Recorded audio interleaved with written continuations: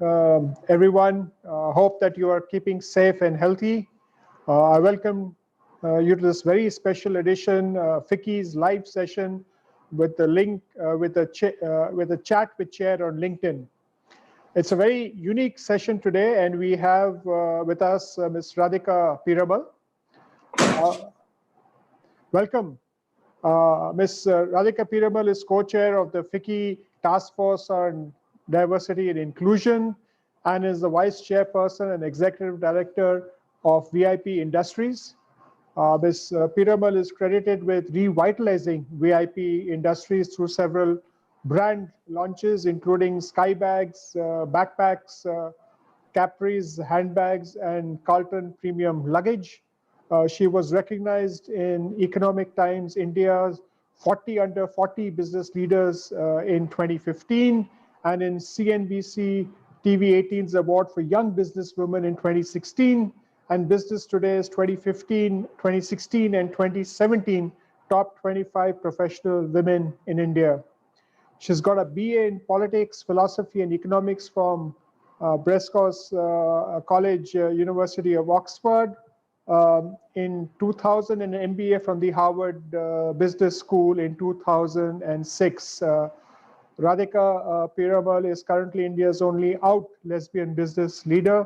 She is married and she and her wife divide their time between Mumbai and London. A very warm welcome to this session, and it is our pleasure to have you here during the Pride Month. So, thank you so much. Thank you so much, Dilipji, for extending the invitation.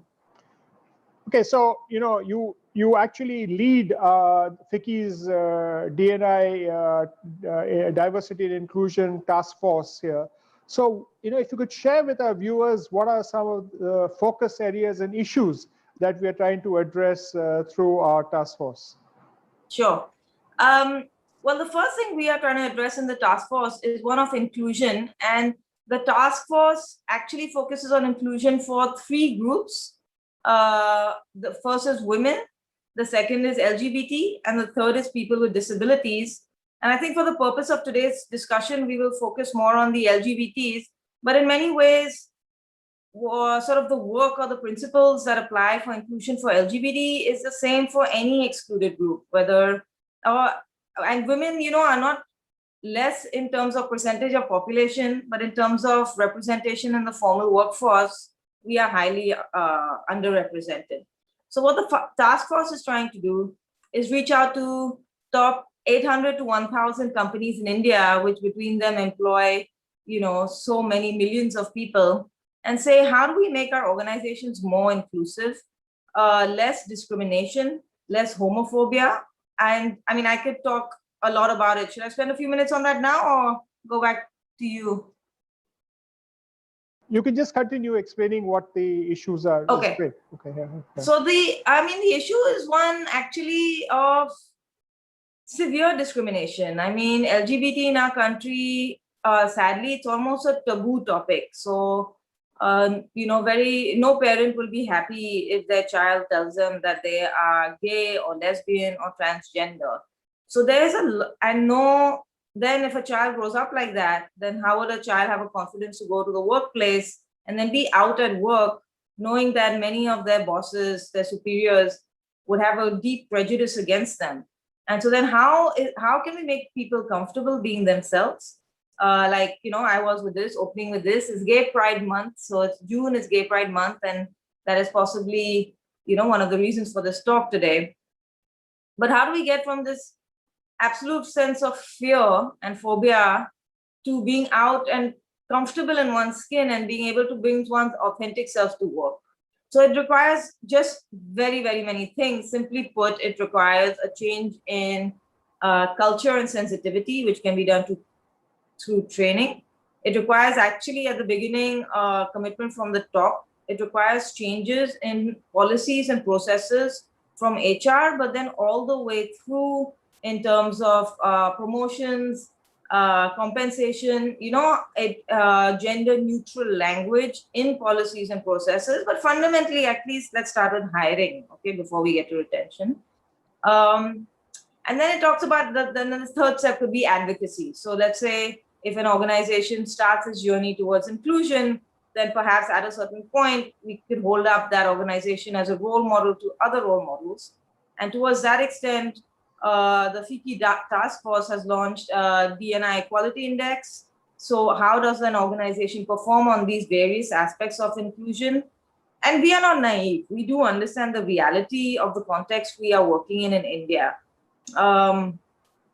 Where in some forums like this, it's amazing, we can talk about it openly. And even this, I feel, is a great step forward, because quite possibly 5 years or 10 years ago, it would not have been possible to talk like this. So, I mean, there's a lot, we have come a long way. Decriminalization of homosexuality happened in India just 2 years ago. So we've come a long way, but there is very, very long way to go, because fundamentally, I will say, unfortunately, in most people's minds, LGBT might be some people you see on TV or in some movies, but it's not like in my life. It's not my friends. It's not my colleagues. It's not my sisters, brothers, nephews, children. And my goal, and ultimately the task force goal, is how to normalize and mainstream LGBT people into the corporate world of India. So, a lot of people, you talked about looking at somebody else and not really me there. And you talked about, how there are some perceptions around it. So, earlier, I think last year, 2 years ago, actually, in 2019, we actually launched this report about the global perception and business perception of LGBTQI companies. Could you share some, insights of that and, dispel some of the myths around what people think? Yeah, I mean, in some points, I don't want to go too much into the myths, okay, because they are so negative, right? And we all know that as teenagers, there's a lot of mockery, a lot of jokes that are made about the LGBT community. It's a question of humanity, Dilipji. We are all human. I think what all humans crave is financial security, some love, some acceptance. So we are no different from anybody else. I mean, I'm not sure what exactly who are the people listening into this webinar, but would it be useful if I went through LGBT, you think, and explain each thing? I think here, the study that we launched in FICCI, the BCG, the study which actually talked about corporates being appreciated globally, for their inclusive policy. Okay. Yeah, you could so share that, in that sense, I mean, from a corporation's perspective, if you want to appeal to sort of the whole world in terms whether it's your marketing or whether it's your employee database, basically, if you want to attract talent from across the board, if you are fair to people, you will get better people to stay with you longer than if you are unfair to people. And the perceptions really vary. So in India, unfortunately, the perceptions are that, there's a lot of mystery around the LGBT people. What do they do, and if they are working alongside me, then what is that impact on me, perhaps on my family? Same thing can happen in schools also. The report did not cover schools, but in schools and colleges, it's a thing. But in the West, in North America and Western Europe, the leading corporations have for the last 40 years been working on this. And there are many leading lights, actually primarily banks of all things, have come forward as having very inclusive policies over multi-decades, leading to a situation where the perceptions of LGBTs of such companies are very good, and vice versa. The companies have said that the employees' productivity can be so high, and overall, engagement scores, happiness scores, that kind of thing can be so much high when people feel they can bring their whole selves to work.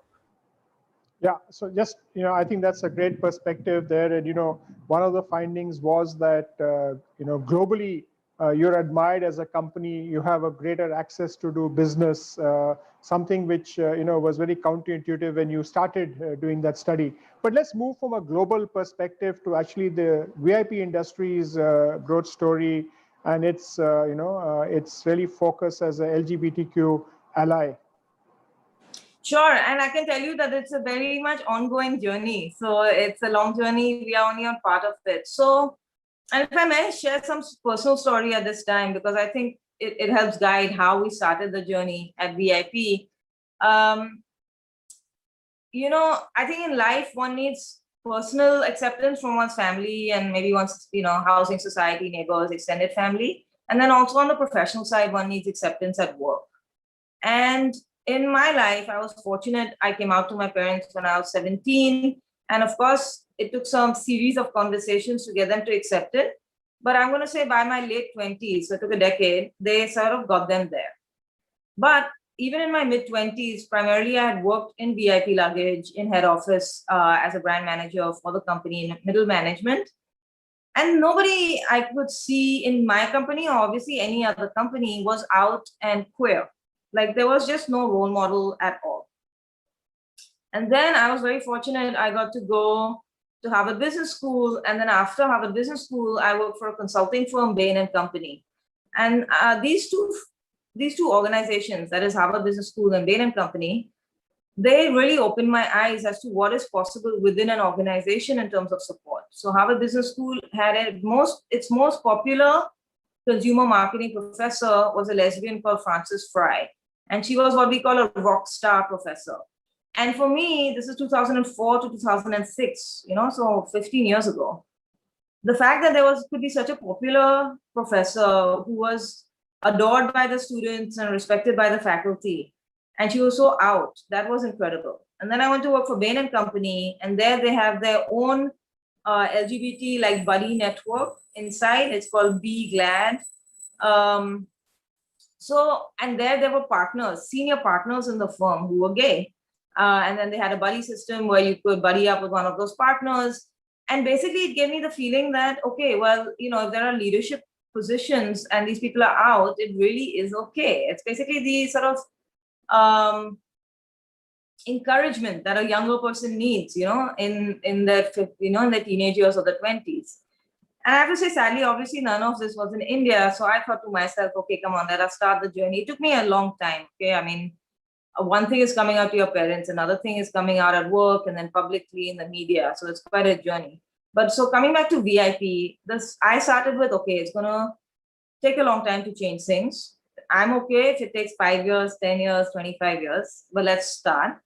Let's start with the role model being out at the top and see what happens. And then let us do all the concrete steps. So firstly, one has to look at the policies, okay? Our language in India always uses he for everything. Actually, there are many she's, and then there are many others, okay, thems.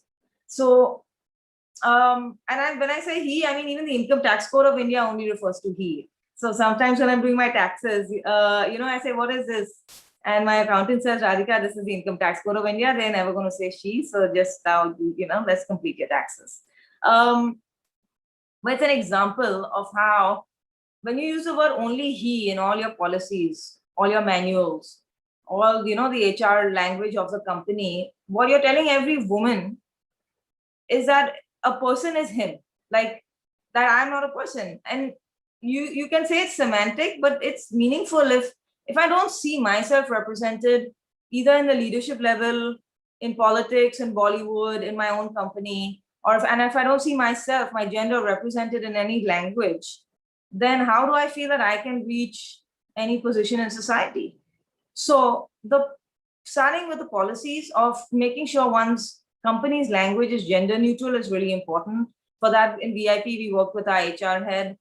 And it really, it runs the gamut of everything in the company. The second is then in the hiring processes. This is very important. There's a lot of unconscious bias. There's conscious bias and there's unconscious bias. Unfortunately, we have both. So the way to solve that is through sensitivity training. In my experience at VIP, what we did was, rather than have a separate session just for LGBT, which might make people uncomfortable, we added on a sensitivity and diversity inclusion training to our POSH training. So the POSH training is mandatory, which is the Prevention of Sexual Harassment from the New Companies Act. So normally that can be done in a very tick the box way, or it can be done in a very meaningful way, right? Like, so how to educate all our managers, middle managers, recruitment managers, entry-level people of what is appropriate behavior in an office to avoid sexual harassment. It seemed to me a good place to also say, okay, what is the appropriate behavior when you think about hiring women, minorities, LGBT community, what is appropriate behavior? What will make people uncomfortable or comfortable? And obviously, in these trainings, sometimes we hear very horrific comments of actual bias. Like people say things what they feel, oh, if somebody's like this, then how can they work with us or something, you know? And then it is a trainer's duty to try and correct it in a persuasive way, not in an aggressive way. And then also in hiring to avoid biases, one can look at masked resumes. This is, many people don't like this, but if you mask a resume, specifically the person's name, gender, and age, often you find that suddenly, actually very many more people from minority communities and also women will get hired than if the resume had the full details. This is very different to the normal hiring processes in India, and it's in many, oftentimes deeply unpopular. So that's where my role comes in, as to keep pushing it and say, okay, are we doing all this work, but are we seeing any outcomes? And honestly, in VIP, it's only been 2 years since I joined this FICCI task force as its co-chair, and I learned so much in the process of what is the right way to do things. Then we started implementing it at VIP myself. So although I was a co-chair of this task force, it's not like I knew everything in the beginning. We've learned as a task force, we are applying together. I'll say the progress at VIP is slow. Like at this point, regretfully, there is no other LGBT person out at VIP. And you know, we have a workforce of 5,000 people. So I know somebody is there. It's just they are not feeling confident enough yet, but we have to keep working until we get there. No, that's very fascinating on a journey, and really that is still evolving process here. But no, I think earlier on you said that India is way behind the world in policies and in acceptance and all of that. So, what in your view is the role of policy advocacy in creating a supportive ecosystem for the community in India, and what can everybody actually do to create that ecosystem, and what needs to be done? Yes, advocacy is so important. So a session like this is important because maybe somebody would have attended, well, even if they think one thing slightly differently than what they thought before the session, for me, it's a success. And this is part of advocacy. So you said policy and you said advocacy. I'm not sure.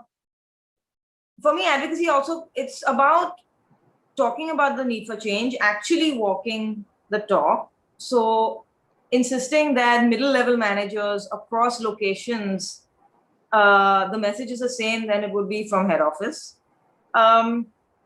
Just one thing I want to add, like I repeat, I'm lucky that it's a family business. I had a family business. I have a lot of inbuilt privilege. I understand and appreciate that. Actually, a lot of change and advocacy in other companies is coming from LGBT people at all levels of the organization. So a lot of entry level and middle managers who are young people, very confident, who've grown up in the last or come out in the last 10 years, they have a different level of confidence than me who came out in the 90s. So they themselves are advocating for change in their organizations, and many organizations, especially in services, okay, banking, law, like advertising, they're making huge changes. The industrial companies are going a bit slower. So advocacy is super important. Role models are very important. So in this sense, also, this is where we hope that the FICCI task force can help, because we have a number of eminent people on the task force who regularly speak. There is a book published by one of our members of our task force is Parmesh Sahani, and he's a vice president at Godrej Consumer. I just want to mention his book. It's called Queeristan. And it's got an absolutely wonderful toolkit of how organizations who want to change could change, like an absolutely step 1 through 10 on how to change, alongside many stories of many different corporations in India. Thank you for referring to Parmesh's book there, but also there's this book called Equal Ali, which has been bought out, and just for our viewers, if you've not actually seen it, this is really the book there, which you can have a look. And it talks about how different people are supporting the movement. And this is really, June is the Pride month. So, I was struck by Radhika's comment that many people, nobody other than her in the organization has come out, but please, use this month to come out there. But finally, I think, Radhika, if you were to leave a message for industry, what would it be? Industry or— My message would be that embrace the change. The young people of India are so different. They're in their teenage and the 20s on campus. The mood is so different than what it is in the cubicle. Embrace inclusion. Your workforce will be the happier for it. You will get more talented people. Your organization will reach out to new customers that you didn't think possible, because you will have creativity and diversity in your meetings and rooms. And in return, the employees that you include will be so loyal, because this is all they want is respect, so that they can produce their best for the organization. So you will get, in exchange for inclusion, respect, you will get a loyalty and engagement, a tenure and a passion from your employees than you will not if you just do business the same old way. So Radhika, thank you for that, for actually sharing the state of, diversity inclusion in India, the journey of VIP, your message to actually for people to come out, and more importantly, your message for industry. And I, take you back to that study that, you tend to, your profitability goes up if you have diverse leaders. And in your case, you've actually demonstrated that for VIP industries, both top line and bottom line. And also the employees and the whole organization is a better place to be. So thank you for this very interaction, and we really enjoyed having you with us. To all the viewers, thank you for being there, and keep safe and keep well. And if you want, use this month to actually come out. Thank you, Dilipji, for your support of the task force, and for FICCI support. It is a great example of the advocacy we need in India. Thank you so much.